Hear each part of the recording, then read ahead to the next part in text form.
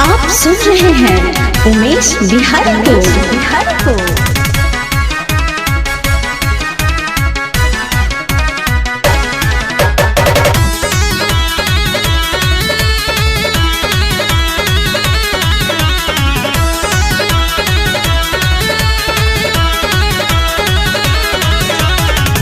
लाले लाले ओ राहुल के फूलावा हो, ओही पर माइलू भागइली।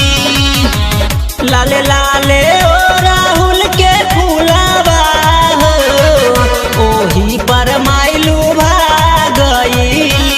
कहे फूलावा में त कहे फूलावा में ई फूला पसंद हो, अही से माइलू भागइली।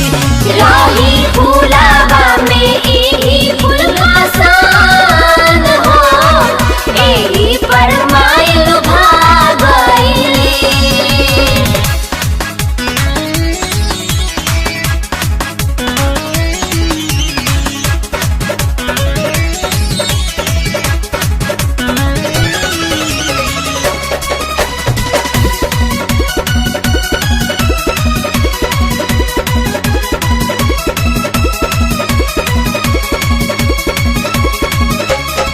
सबके देवेली माई कोठाया टारी, अपने रहेली माई जंगल पहाड़ी।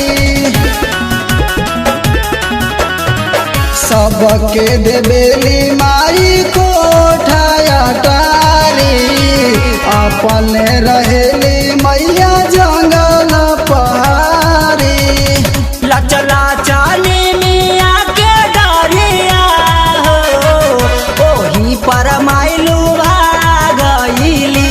त कहेली मिया के त कहेली मिया के पेरा बाबी जो रहो, अही से माइलू भागइली।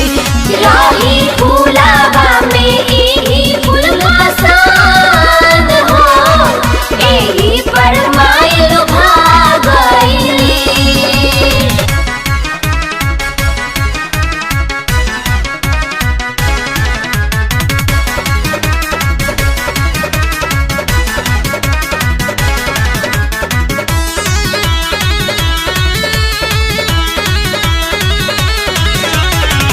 चेहरा लागेला जैसे सुबह के किरनिया, मुँह में चल देहली देखा सा तोरे बहिनिया।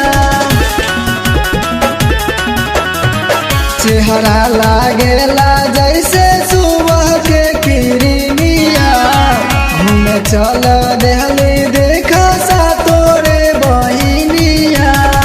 छोटे छोटे नारियल के फलावा हो, ओही पर माइलू भागइली। त कहे फलावा में ई फल पसंद हो, अही से माइलू भागइली। राही फूलावा में एही फूल पसंद हो, एही पर माइल भागइली।